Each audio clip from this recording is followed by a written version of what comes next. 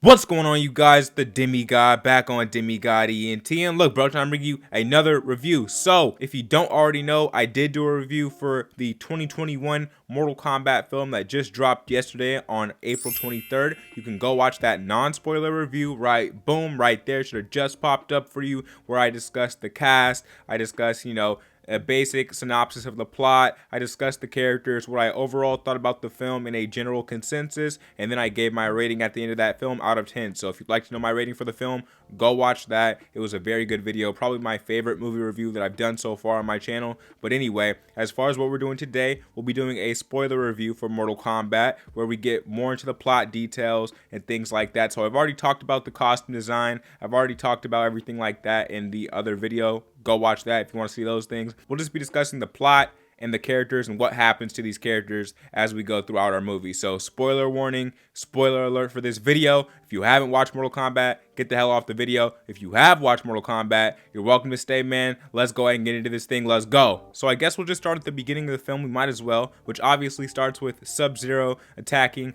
Hanzo Hasashi's, his clan, the Shirai Ryu versus the Lin Kuei. Sub-Zero pulls up with his goons, he pulls up with his clan, he pulls up with his boys, and while Hanzo Hasashi is out getting water for the Shirai Ryu, out getting water for his family, his family gets caught lacking. It's sad to say, and it's sad to see, but he pretty much puts an end to the Hanzo Hasashi bloodline. Of course, his arch nemesis, they're arch enemies, they're eternal rivals. So that is how this movie begins. That's how it starts off. After we see the slaughter of his family, of course, he freezes them in ice. We go ahead and we see Scorpion take out all the people that attacked with the Lin Kuei. Absolutely obliterates them, cleans them up quick with that spear. That was a dope ass scene for sure. And of course, he goes to meet up with Bihan. Bihan's just sitting there waiting for him. They have their little duel, their little battle, which obviously is kind of the whole main thing in the background of this that everyone wants to see. Of course, that's the classic Mortal Kombat battle, Scorpion versus Sub-Zero. We get to see that twice in this film, one at the very beginning, one at the very end. That was nice right there, what they did with that. But anyway, Bihan ends up killing Hanzo Hasashi off, kills him with his own spear, I'm pretty sure. And then obviously he dips out of there. Hanzo Hasashi gets taken to the nether realm. He goes to the pits of hell. Raiden comes. Raiden takes his baby and takes the baby off. And that is how Hanzo Hasashi's bloodline continues to live on through that baby that we seen in the beginning scene. So we then go to Cole Young, of course, the new MMA fighter. Cole Young actually gets cleaned up in the cage, which is kind of surprising considering he has the Mortal Kombat symbol on him. You'd think he'd be pretty much undefeated in combat in terms of normal mixed martial arts matches, which was a treat for me to see because I'm a huge MMA fan myself, huge UFC watcher myself. Let me know if any of y'all are in the comments down below. But anyway, he gets cleaned up, loses the fight, and he used to be an ex-champ at MMA actually. And then of course he meets Jax. From meeting Jax, we see Shang Tsung meet with Sub-Zero. This is where we learn that Sub-Zero is working under Shang Tsung with a lot of other fighters such as Cabal, such as Goro, and a couple other ones. Of course, that brings us to the scene where Jax is saving Cole Young from Sub-Zero's attack because Sub-Zero's a cheating little asshole and he's trying to clean up all of the tournament contestants before the tournament even takes place. So Jax has his little 1v1 with Sub-Zero. He puts up, a mild fight, a decent fight. He shows, he's not a punk or anything like that. He goes ahead, fights Sub-Zero in a 1v1, and of course he gets cleaned up. He gets his arms taken away from him, frozen, broken off. We've seen that in the trailer, so that's not even really a spoiler. But we see how he gets left, man. He got left tore up. Sub-Zero did him dirty. Sub-Zero is honestly a bit OP in this movie, which I get. Sub-Zero and Scorpion are like the main two, right? But damn, Sub-Zero is OP as hell inside this movie. He pretty much destroys everyone, except for, of course, when he gets tag teamed at the end of the movie. Pause. We'll get into that later, though. We'll talk about that towards the end of this spoiler review. Anyway, we get to see in the next scene where Sonya Blade is introduced. Of course, Cole goes to meet her, and then we see Kano. He's tied up in the chair, just happens to be there. They kind of have to rush all these characters in, considering there's so many damn Mortal Kombat characters that they're trying to force into an under 2-hour film, which I talked about more in my non-spoiler review, how I felt this film was definitely a bit rushed. But anyway, as far as the whole expositional dialogue that we get in that scene from Sonya, kind of explaining the tournament and everything to the people who haven't got got it up to that point in the movie. We then see, you know, on her little log, on her little wall where she's piecing everything together, we see some interesting characters. We see Kotal Khan in there, and we see one other person. That one other person is Nightwolf. So we got to see Nightwolf on the board there. I'm gonna have to go back and watch it a second time to see if there was anything else on her board there. Maybe I'll just watch an Easter egg video. But yeah, we got to see some characters that are gonna, you know, come into future play during this film series, film saga. I'm guessing that they want to do a sequel for this. They set up a sequel, so yeah, I'm interested to see how those characters come into it. I'm sure they're going to do them justice because they pretty much did all these characters justice except for Reptile, which is now the next thing that we lead into. Reptile, bro, what was going on with Reptile in this movie? Besides Reptile, everyone else in this movie was pretty much perfectly cast.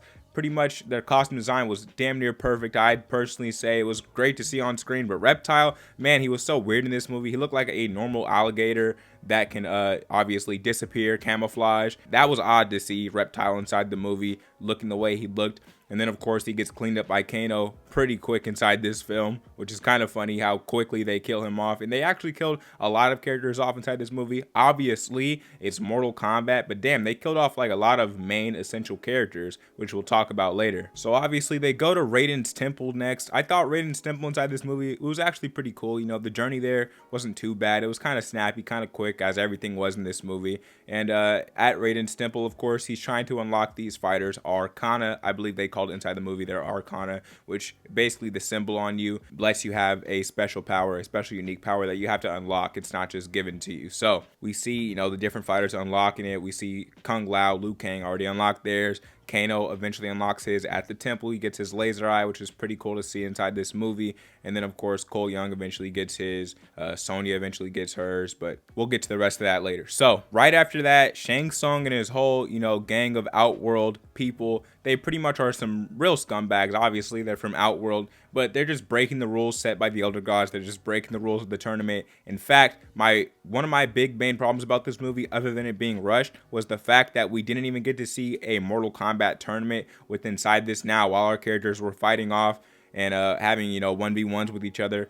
It was kind of a tournament, but not really, because Raiden just kind of teleported them somewhere and we ended up seeing them fight. But it wasn't a tournament. It wasn't a proper tournament like we're used to seeing in Mortal Kombat. A majority of the time we do see a proper tournament, usually hosted by Shao Kahn, which we see the statue of Shao Kahn. So I'm pretty sure in a sequel to this, if we get the sequel to this, if this movie does well, we will end up seeing Shao Kahn in that sequel, which I'm definitely excited to see, because you already know Shao Kahn's gonna fuck someone up with inside this sequel for sure. Now, Goro pretty much attacks Cole and his family, and man, Cole was getting done dirty, honestly, until he unlocked his Arcana, which of course we all knew that was gonna happen. He hasn't unlocked it yet. We're wondering what his, you know, his ability, his power is gonna be. Kano called it superpowers. I guess it kind of is like that, but really it's more in the line of abilities, I would personally say. And so he unlocks it in the fight with Goro, defending his family, and he gets like that whole armor suit type thing. It reminded me a lot actually of Black Panther's suit. If you know anything about Black Panther's suit, you know they show it more inside of his movie. Black Panther's suit, basically it's designed to where he's taking too much damage or anything in one area of the suit, it starts charging that space with power, which eventually can,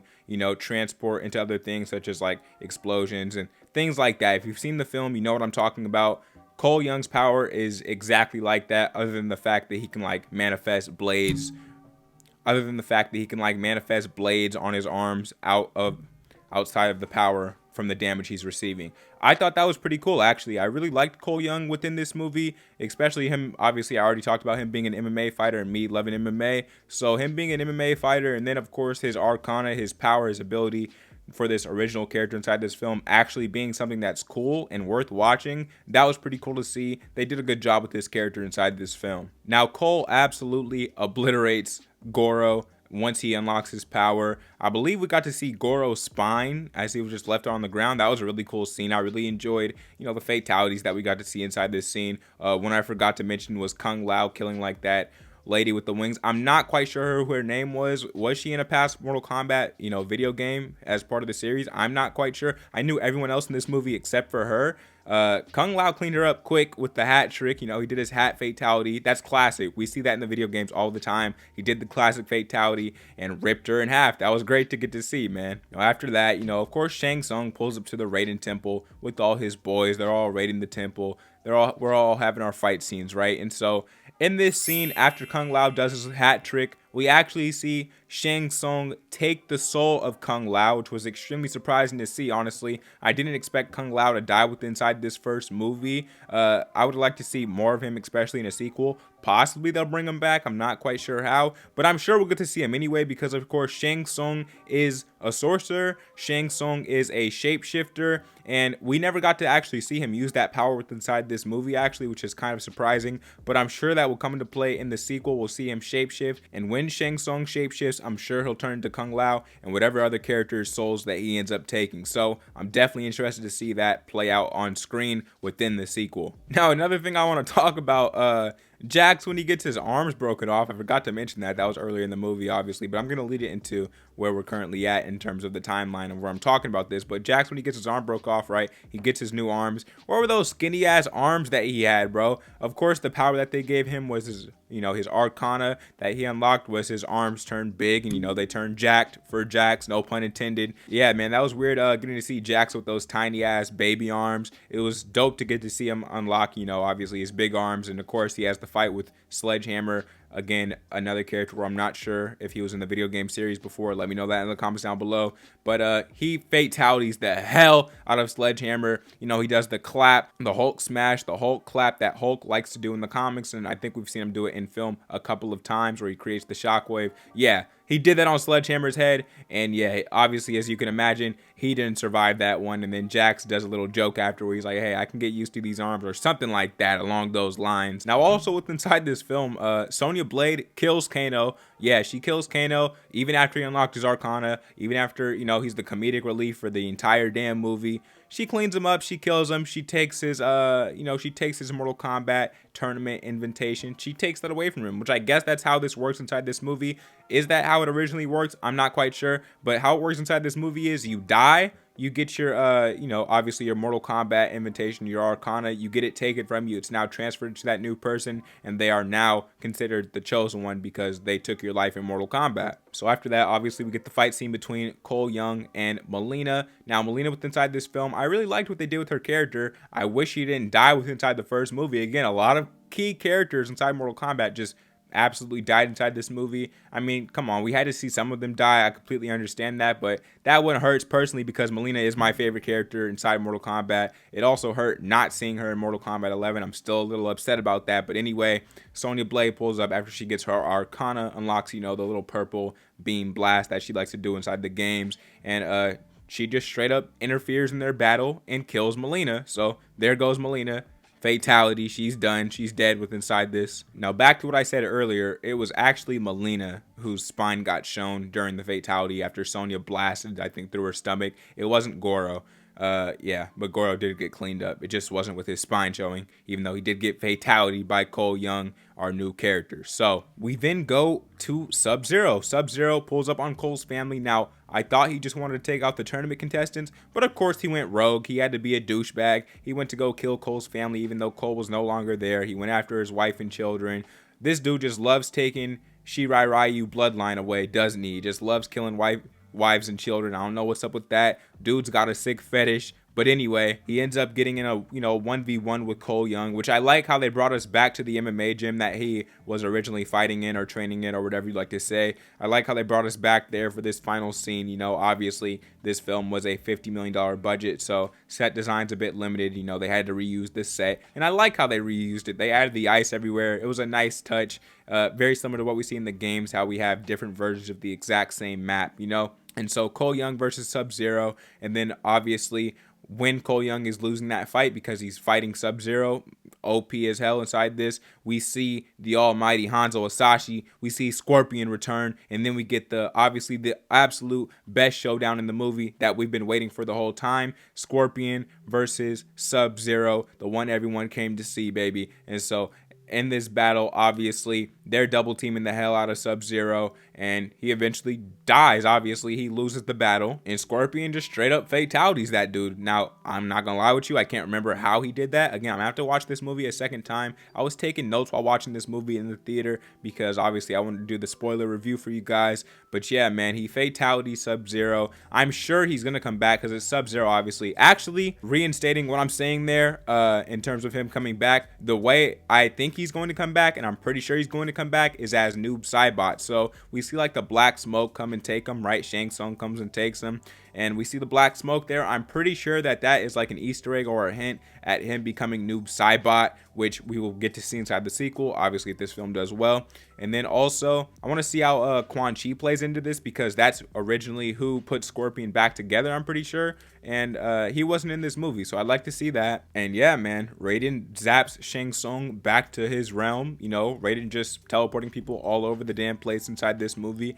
And there we have it. We have our new champions crowned, you know, and then we get a nice little, I don't want to call it an Easter egg. I guess it is an Easter egg, but really it's right in our face, and it's just hinting at the next movie, telling us what the next movie is going to be like. Cole Young says he's headed off to Hollywood. At first I'm like, whoa, is Cole Young Johnny Cage with inside this universe? Luckily he wasn't. We see the real Johnny Cage there. He's on the wall. He has the movie poster for Citizen Cage, which of course is a play on the classic Citizen Kane, which I might do a reaction to that movie on my channel sometime in the future, because I actually haven't watched that movie and I heard it's very good. But anyway, good to see Johnny Cage coming into the next movie. I definitely enjoyed this movie, and there we have it there, man. My official spoiler review for Mortal Kombat, you know, the 2021 Mortal Kombat movie. I enjoyed this movie. I had a few problems with this movie in terms of it being rushed, and then of course very few nitpicking about other things. But other than it being rushed, I didn't really have any other problem with this movie. And there you have it, man. My official spoiler review for 2021's Mortal Kombat movie. The only problems I have with this movie, again, are is it being rushed and us not seeing a proper tournament. I would have liked to see that. But anyway, man, those are my thoughts on this movie. Let me know your thoughts on this movie down in the comment section down below. If you don't know what I do on Demigod ENT, I do trailer reactions, show reactions, movie reviews, movie news, and unboxing videos. So if you're interested in any of that, in the right place, man, hit subscribe, hit the like button, show this video some love. Again, let me know in the comments down below what you thought. I'd love to hear y'all thoughts and y'all opinions on this movie. Personally, I think the fans are going to really love this one. And if you don't already know, I am the Demigod, the chosen one, here on Demigod ENT. And I'm out of this thing, man. I appreciate y'all for watching with me. Peace.